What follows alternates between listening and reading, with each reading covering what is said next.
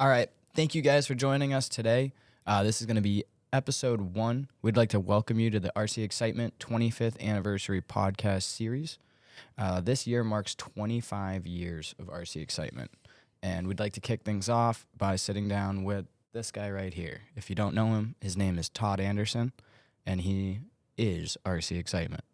In this episode, we're going to start all the way back at the beginning, talk about how RC Excitement first began before RC Excitement was even an idea, and what the RC scene looked like back then. And then what really pushed him to take that first leap and start what we all have known as RC Excitement for the past 25 years. So, without further ado, I'm going to turn it over and let him go all the way back to where it started 25 years ago. Thanks for joining us, everybody. This is actually going to be a lot of fun. I've been looking through a lot of pictures and remembering a lot of things along the way. So it's going to be nice to be able to talk about things. So we're going to start off with our very first question, which is simply, how did you get into RC? So what it was it was my wife's friend's boyfriend at the time had a Traxxas Bullet. And I came walking up, and he's driving it in the street, and I was like, that's cool. Can I try it? And he's like, sure. And back then, the batteries lasted like 4 minutes. So, I burned right through the battery. Next day, I was down the hobby shop buying a Traxxas Bullet, which, I think it came pre-assembled at the time, but you still had to paint the body and stuff like that. So where did you buy that? If this place didn't exist, where did you go? So the only place I knew about at the time was the place he had gotten it was Mild to Wild, which isn't there anymore. It was down by Gold Star Boulevard in Worcester, and it was in a house. So the downstairs was a like RC stuff, and they had an upstairs, but it wasn't RC, so I never even went up there. Just a bedroom. I have no idea, yeah. So that was the first one. Where did you go from there? I got into driving that just in like the parking lot and stuff like that. And it was funny because there was an upper parking lot and a lower parking lot, and it was like a drainage rut. So I'm, jumping the drain rut the whole, over and over and over again. I must have done it like 25 times. And then finally I came down funny and broke it. And I'm like, what the hell? These things break. So then I had to go buy parts. And then later on, another friend of my wife had a different boyfriend, and he saw me driving, and he's like, I have an RC car. And I'm like, well, that's cool. So he brings his RC car over. He's got an RC10T, and he's using my car like a ramp because, I'm driving a buggy, he's driving a truck, and he just keeps hitting me. I'm like, what the hell? So I turn around, and next day I'm down, back down the hobby shop buying an RC10T, which was a kit. So I didn't know what I was doing, but, I put the whole car together, and, back then there was no internet or cell phones or anything like that. So, you put in the car, this was like 1990 or something. So, I put the truck together, and I spray painted with like some household spray paint. And he had a buddy that had a track in the yard off of Salisbury Street in Worcester. And, so I go over there, and I'm just like, why is there green all over the track? I painted the body, and it's all just chipping out all over the, every time I'm driving a lap.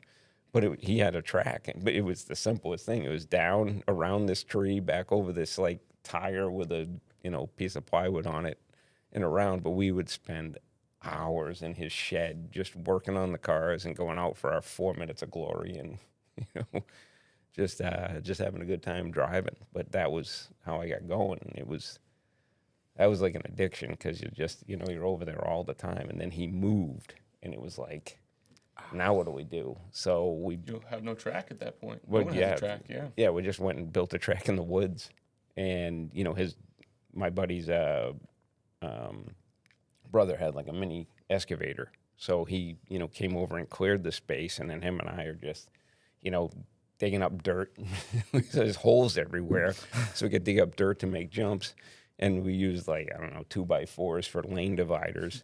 But we were just happy as could be, having a track again. So, and we were out there until the ground froze, and you're still driving, but sitting in a van because it's in the woods. Mm-hmm. You got no power. I got the battery charger under the hood. And what is that track?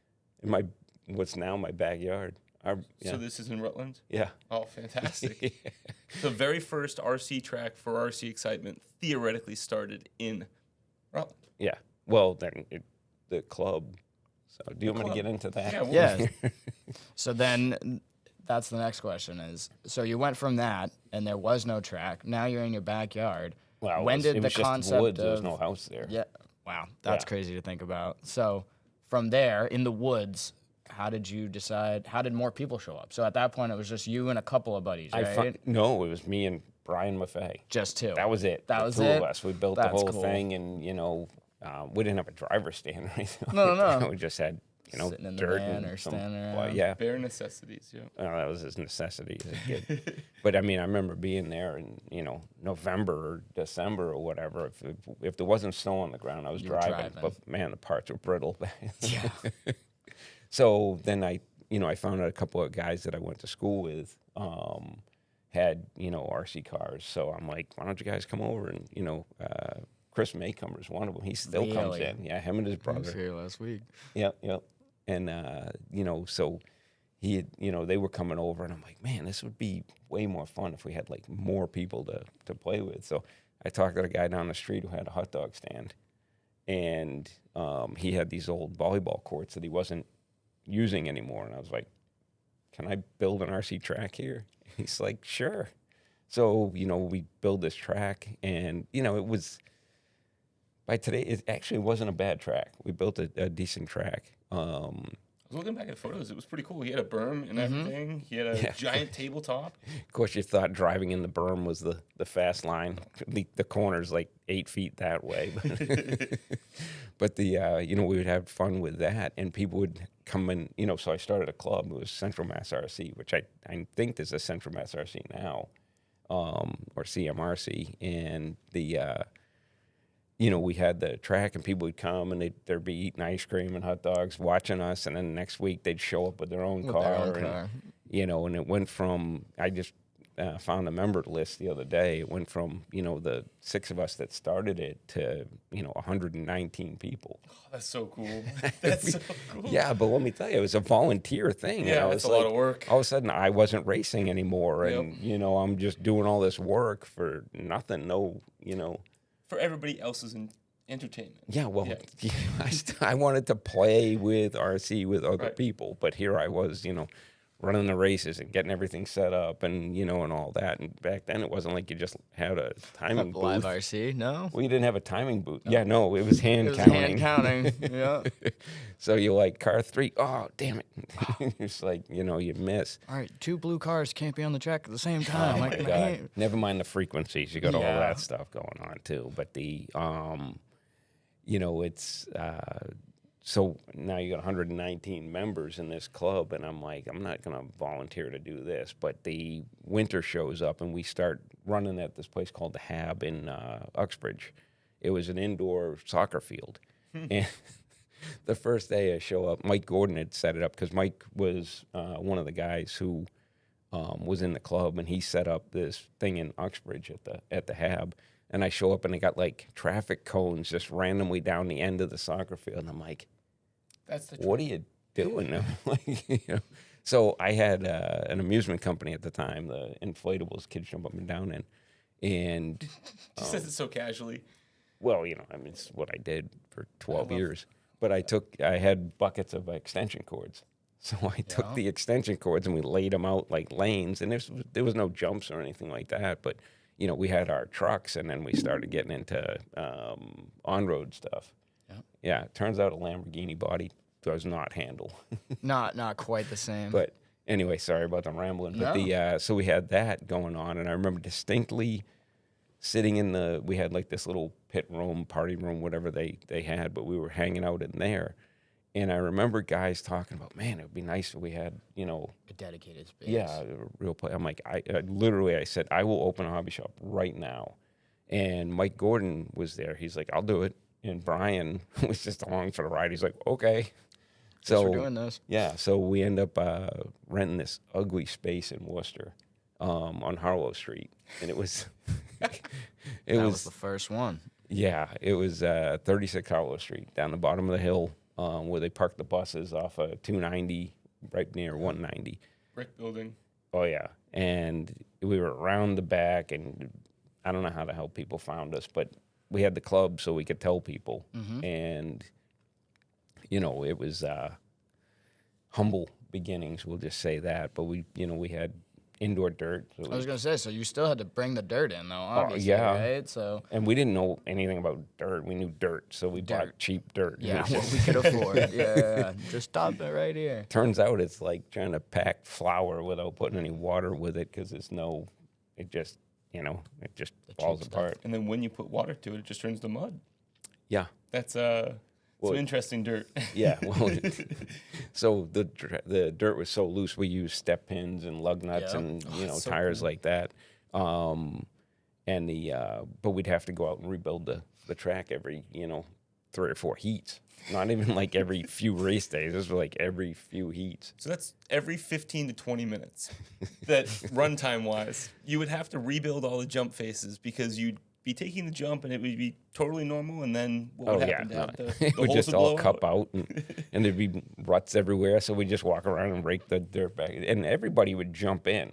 It wasn't just one person would be on Wasn't track you. maintenance. Nobody We had was watching you. and people would like bring rakes because we didn't have any money. So it was like bring rakes. I remember somebody donated a wheelbarrow and shovels and because they were just happy to be able to play. place. But we'd be out there and we didn't have like compactors and things like that, and we didn't even know what we were doing. So you'd rake it back in the hole and step on it. Stomp it down. Yep. Yep. Yep. I think that's something that's so beautiful with the community of RC excitement.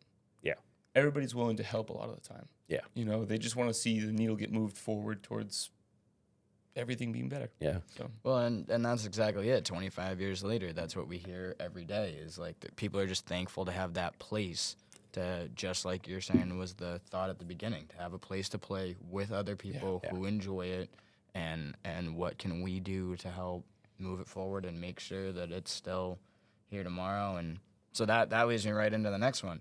Could you have imagined this 25 years ago? Is this what you pictured when you first were in Harlow Street and you were like, I'm going to do this thing. I'm going to build a hobby shop. I'm going to have a track. Do you think that version of you could have imagined where you are today? There was probably plenty of times I probably should have just shut the doors. Brian had to step out after a short time, and then Mike, stepped out also. So then it was me, and I was still trying to run the amusement company, and I had two kids, and it was like you get to a point. I had done the amusement company for 12 years, and here I am trying to run this and that. And, my wife would, Chrissy would just bring the kids down to see me once in a while. And so it was like, all right, I got to choose one. I can't be trying to run 2 businesses at a time because family is the absolute most important thing to me. So, not getting that time with the kids, except it was take your kid to work day all the time. But, when you're at the amusement company and then you're shifting over and Chrissy's, bringing Toddy over to hang out with me, but there's only so much I can watch him while I'm trying to run the store and clean the bathrooms and do the orders and Run the race. Speaking of running the races, it was funny because we didn't always have like a ton of racers. If we had 6 people, it was on. We were racing, but there's only so many marshals you have. So I would literally like watch the computer as I'm, calling the race and marshaling cars in the corner. So it was, it was a bit of a journey. But to be here now, like I said, I had to choose, and I knew that the consistency that RC Excitement had was better than a seasonal business with the amusements. And it was definitely, there was some very lean times, but I was so committed to it that I had nothing else that I was, aiming to do.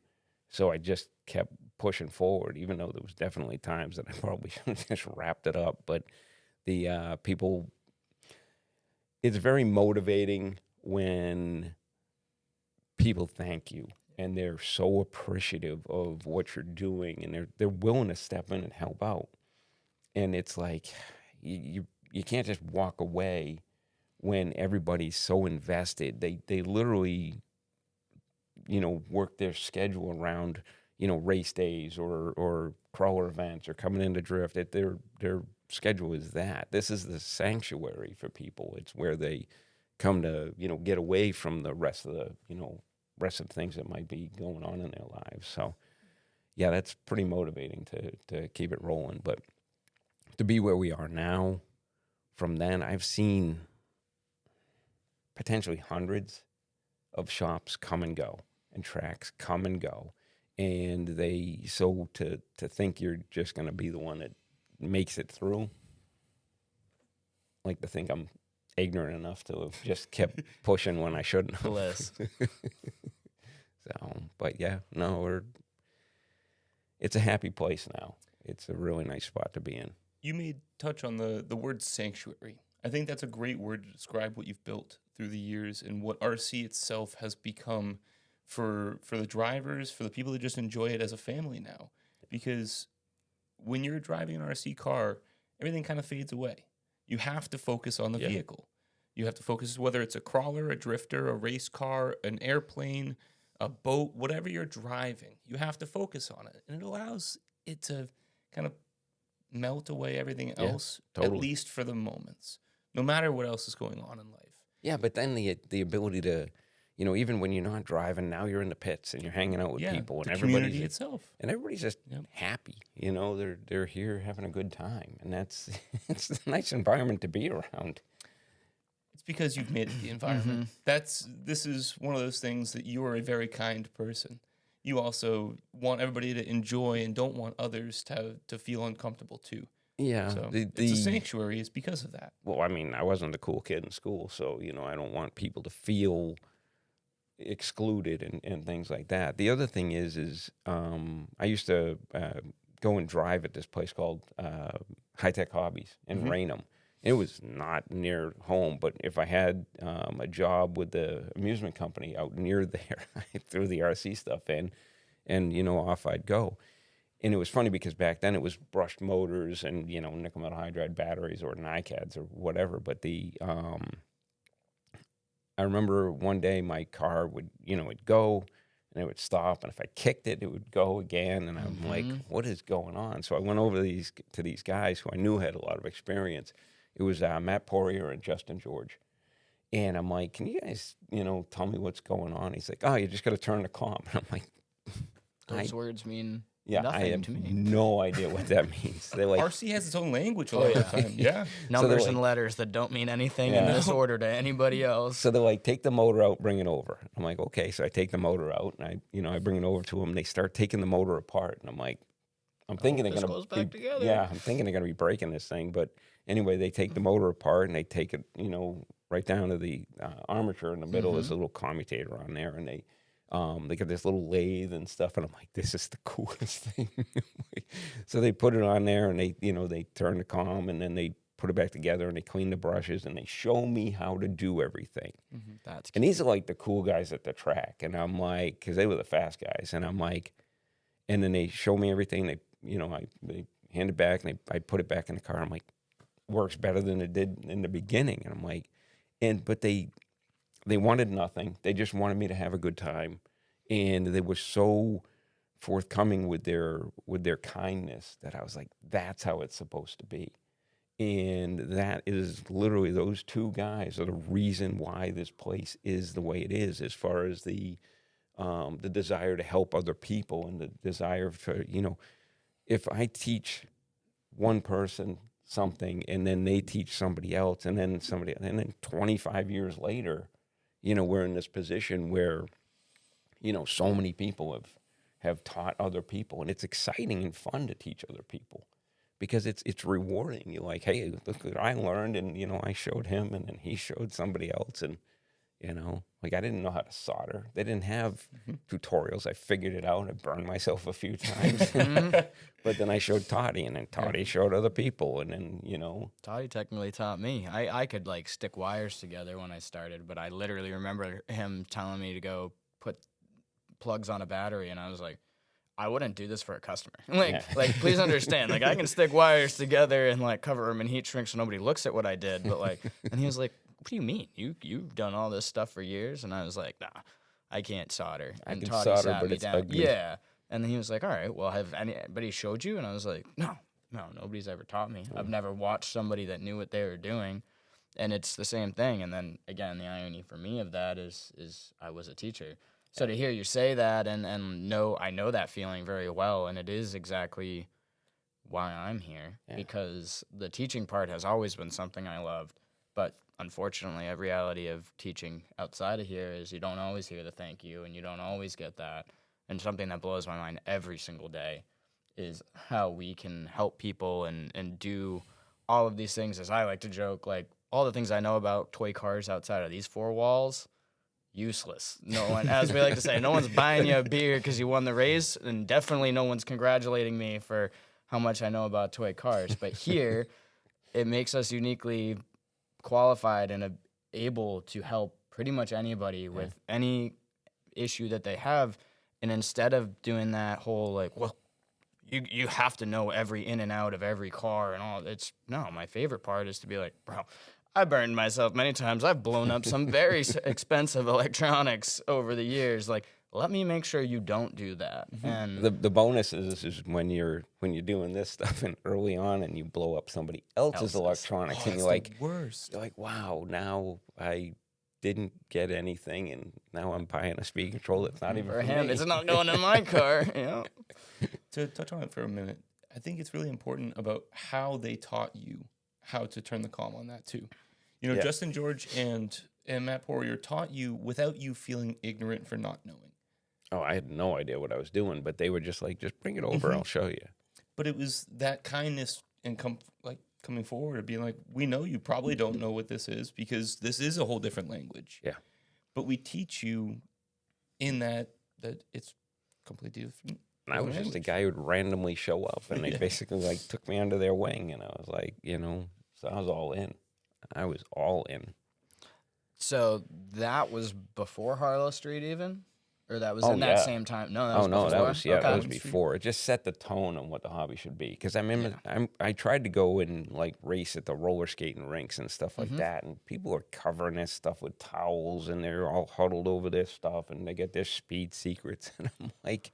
Well, but that is a reality to other places and other parts of the hobby for sure. But I It's like- left. I'm like, this isn't comfortable at drives all. people Nobody out. wants to talk to you. So I'm like, that's not the environment that you want. And then these guys showed me a different environment. I was like, that's cool. So I'm like, that's the way it should be. So, So did we go straight from soft dirt at Harlow Street to here? No. No, we had to stop in Pullman Street because I kept getting robbed at Harlow Street. And the last time they came through the roof, and I'm like, I'm never keeping them out. I'm like, this is crazy. So, yeah, it's not the perfect neighborhood, but it turns out they could get on the roof. And they did and stole a bunch of stuff. And I'm like, you know what? I can't do this anymore. And I found some space over on Pullman Street. It was ugly again. It had no windows, just like Harlow Street. Both of these places, no windows at all. So It was really like warehouse space. it didn't even have a bathroom. Really? We had a we had a What did porta it have potty. to have? Yeah. We had a porta potty outside, and in the winter it was like a windy area, so the door would blow open and fill it with snow. Yeah, Nice. So you've had to shovel out. yeah, I've a shoveled porta-john. out porta. Interesting. We had a little faucet that was in the corner, but you had to put heat tape on it because we had no heat in the building. And so you'd put heat tape on this thing to keep the water so we could water the track. Priorities. Oh, yeah. Not so we could wash our hands, so we could water the track. Yeah. Dirt needs water, man. Track needs to go on. But it was so cold in there. It was like, you think the warehouse, the dirt track right now out back is cold. No, Icebox. we were dealing with ice on the tracks. We had ice the other day, but it was -4 out. Yeah. So, and the walls were sweating. But it was. And then we had turbo heaters, the kerosene heaters. Yeah, it turns out you shouldn't use. You really those in shouldn't be enclosed doing those spaces. inside. At least not without ventilation. Well, but also, touching on that, you guys were still running nitro at this point, too, weren't you? Not in really? there. I'll do it here. Yeah. Not until you got here. Okay. Oh, don't even get me started, man. I've made so many mistakes. It's not Thanks for happening bringing that again. up, by the way. Yep. You're No. welcome. You know, like there's a cloud in the room. We do like a Motorama warm up inside. You know, it'd be 16 degrees out, and we got the fan going in there with this giant, fan on the wall, and the door open and pulling, wind across there to try to clear the fumes out of the room. You got 15 heats of nitro. Just Absolute foolishness. hours on end of indoor nitro racing. I've done during so the many wintertime. dumb things along the way. I'm like, this is a great idea. We should do that. No, Never again. no. Well, so that leads into like, out of all the mistakes, all of the things that you did have to do, what would you say was like the biggest challenges where you did almost quit? Because it's 25 years, and I've heard plenty of crazy ones, but I'm sure I haven't heard. Give me your top three. What are the three moments where you were really like, all right, I might have to just wrap this one up?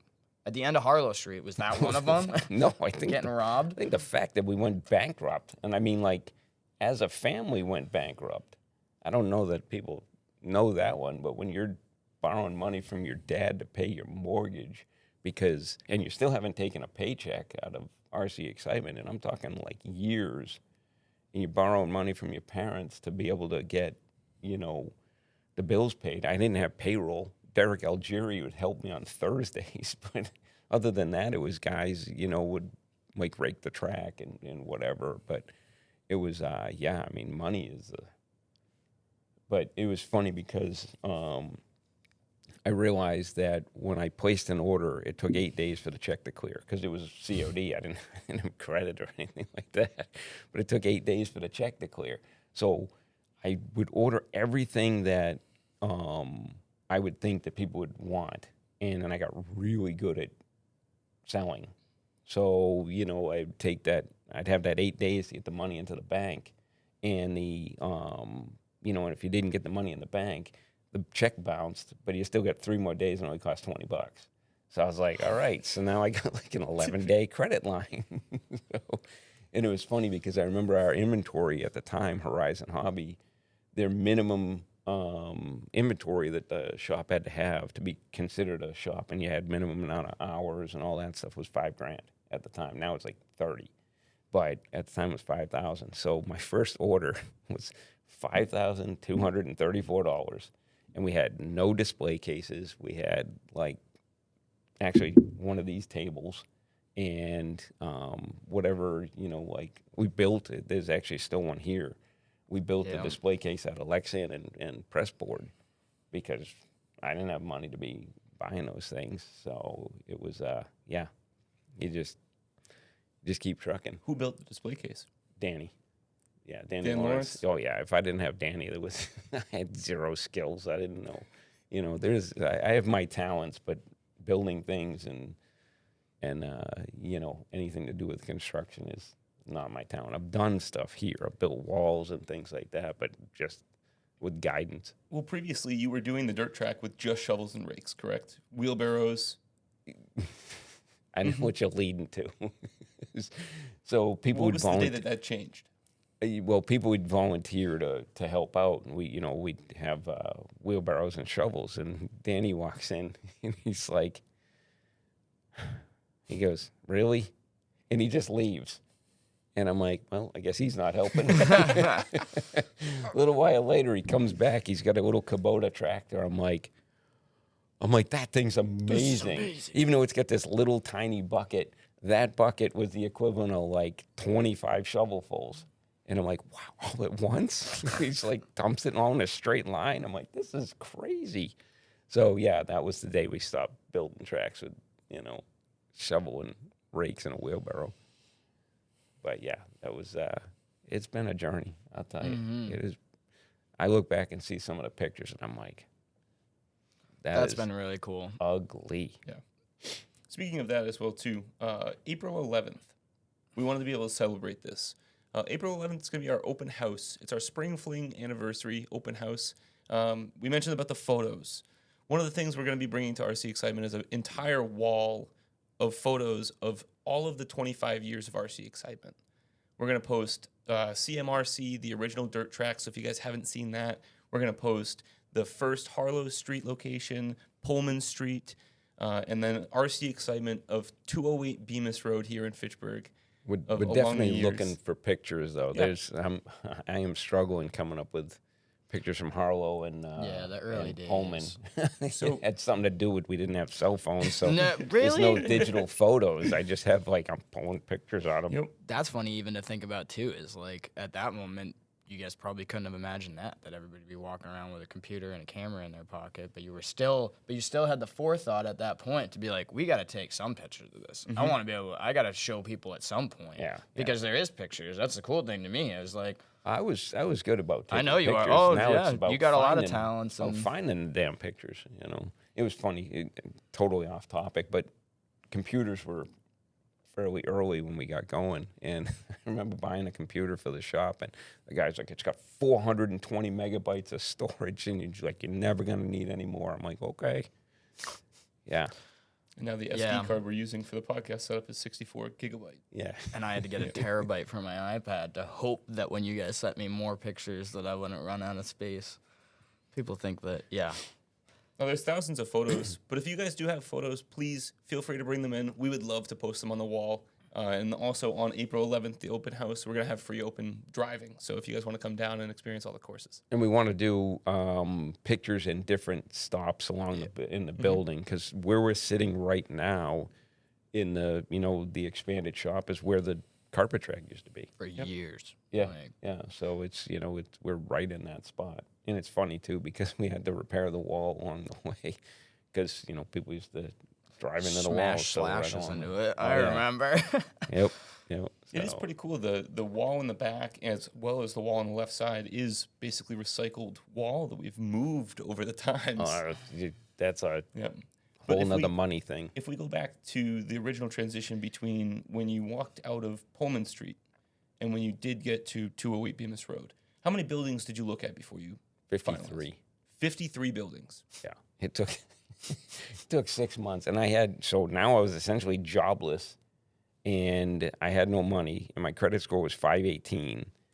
But I really wanted to, I'm like, because we got booted out of Pullman Street. They're like, you got to go, and I'm like, great. So all my stuff's in all the pit benches and all the whatever is in a trailer truck that the guy let me rent, from him in front of Pullman Street, and then I had all the inventory in a minivan.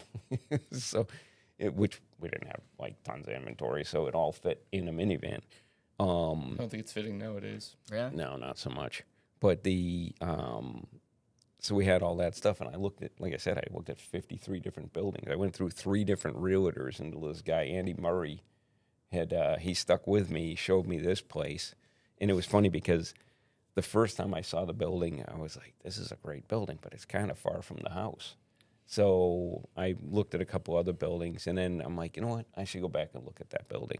And I bring the wife. We walk around. We don't get halfway through the building. She turns and she looks at me and she goes, what the hell are you waiting for?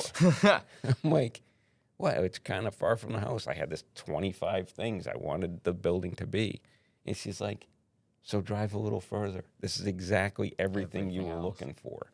So that was 2004 that we came in and, ended up buying the building. But I had no money, so my parents actually refinanced their house for the down payment, which I paid the bill, but nobody was giving me a loan. So they, we had made a little company, and they got the loan for that. And Well, that right there brings us full circle all the way back to the thing that you said in the beginning, right? Like, while RC cars are cool and while RC cars have done all of these things over the years, the real thing is family. Yeah. And, between, your family clearly there, and then also, she may not be here at the moment, but if you somehow have not been lucky enough to meet Mrs. RCE, then you don't understand the full picture of how we got here, because there's a lot of things that along the way we hear every day, like, my wife's going to kill me by buying one RC car. That lady right there has stuck with you beyond one RC car. it took us 3 months to put this when you have no money, you can't hire a contractor. So it was all volunteer help. And there's actually pictures kicking around of, Adam Medeiros was here, consistently. He still is. Timmy Pandicio, I don't even know if you know Timmy, but Timmy was here a lot. And he made the drawing of the building and everything, and what we'd need to do and all that stuff and how to lay it out. And my buddy Danny he was a contractor, so he's the one that, he's like, we should move that wall because, we want to reconfigure the place. I'm like, how do you move a wall? He's like, I'm just going to get my tractors. He had that little Kubota, and we cut the wall, like literally the wall that's in front of us. It's like 80 feet long or something. We cut, there was this L-shaped wall, which if you look up when you're in the carpeted area with the crawler course, you'll still see the upper Where part it of the was. wall where it got cut. And, he cut it into 10-foot wide sections, put these giant L brackets on it. We moved them around with his tractor. So we just puzzle pieced it back together. And then Sal Ardania was here because Sal doesn't work winters. So he was in here all the time helping out. Him and I, it was the blind leading the blind because we're trying to, because you had to do the fireproof wall. So you had to double cover both sides of the wall in sheetrock. Yeah, I don't know if you ever tried to put sheetrock on top of sheetrock, but you can't see the studs. Can't see the stud. So you were just Swiss cheese in the walls. It was hilarious, but we were just laughing the whole time. So. Cool. Well, thank you. And again, if you've ever been in this building and if somehow this is making it all the way to you as your first podcast and you made it all the way through here and you've never been to RC Excitement, please make sure that you come down regularly. But April 11th is going to be this big day of celebration where we really do want to just celebrate 25 plus we'll give you years. toy cars to play with. Yeah, it's not a bad place to be regardless. And it won't be as cold at that point. Yeah, but that's how I got started. Somebody handed me a radio. Yep. And that's And I was like, this is fun. So then I'm buying one. So now we just, our evil plan is to hand people radios that's and the get them plot. hooked in the hobby. And so we don't just do it here, like open house. You can come in and play and drive things even if you don't have RC. But we also go to the fairs and stuff like that. And we're just like, here, try this. It's my favorite thing to do. Yeah. I don't care if you buy anything. Yeah. Just getting to give people that very first experience literally is like one of the coolest things in the whole world. Yeah, especially when they tell you. It's so crazy because, I don't mean to keep extending this, but it's so crazy because there are people that come in now that are full-grown adults with children. And sometimes I don't realize they're the same people that were coming in when they were little. Yep. And, now some of them have 3 and 4 kids. And, they like, how am I supposed to recognize the 10-year-old when he's got a beard and and he's got his own vans and trucks and businesses and things like that. But people tell me all the time, they're like, they're like, I've been coming here since you opened. You handed me a radio 20 years ago, and I They never hear it all the forget. time. Yeah, They never forget the their first impact RC that you've experience. had beyond just selling toy cars. Like that's what a lot of people boil down what we must do. We're a store, right? Like, but the coolest thing and the best part to hear about from other people beyond just you is to talk about you. And 20 years ago, he handed me a radio, or he just said, "Hey, you want to try this?" Like. And trust me, we've all been Todd Anderson at some point or another. We've all been just, oh yeah, no, you're not going to buy it. Just try it. And then somehow, at the end of the day, I'm walking out saying thank you, shaking your hand, swiping my card. But that's the cool thing. Like, that's the genuine, yeah. That's my favorite was when, you're not even trying to sell somebody something. No. They buy it, they spend a whole bunch of money, and then thank you on the way out. And say, I will be back tomorrow, or I'll be back. And yeah. It's a blessing. Yeah. It really is a blessing to be able to be in the industry that people are excited when they're here. We're not selling anything anybody needs. You don't need anything we offer. No, you don't need it. we literally sell nothing that you need. Nope. But thank you. Thank you. Yeah. 25 years worth of this is an incredible accomplishment that we look forward to celebrating. And yeah, our next episode, we're going to talk about some of that middle ground point where we've touched a little bit on what this building looked like and was when you first got here, but we'll go a little bit more into all the things that have happened in this building because those first couple stops along the way were important for leading us to here, but for most people, this is what they know. And yet this place has changed so much. Again, one of the cool things for me has been seeing all these pictures too and hearing the stories. And I came a couple times throughout those middle ground parts and I remember the carpet track and I remember that. But to see pictures of just the little tiny store at the beginning, we'll go over that in the next one. So if you enjoyed this, I really want to say thank you guys for tuning in. This was just the beginning of this 25-year anniversary podcast series. Next time, like I said, we're going to dive into some of the other challenges that he faced once we did get here to 208 Bemis Road, some of the turning points and the other things that have helped shape RC Excitement to where we are today. But thank you guys for listening, and we'll see you again in the next episode. Thank you, everybody. Thanks, guys.